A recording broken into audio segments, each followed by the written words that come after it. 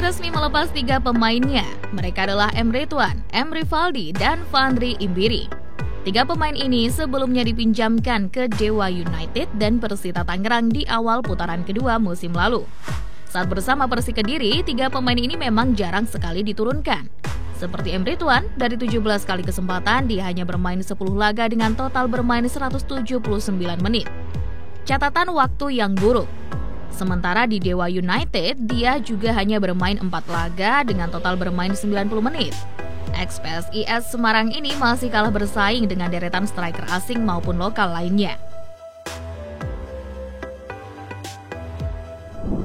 Sementara Rivaldi yang diboyong dari Persiraja Banda Aceh juga masih kalah bersaing.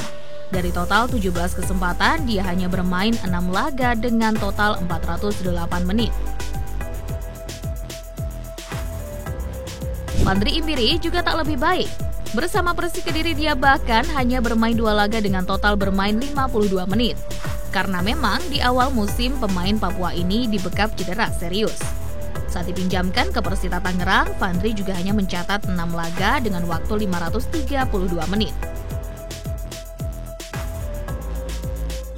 Hingga saat ini Persik Kediri sudah memastikan 17 nama yang akan bertahan musim depan, sementara belum ada nama baru yang resmi diumumkan.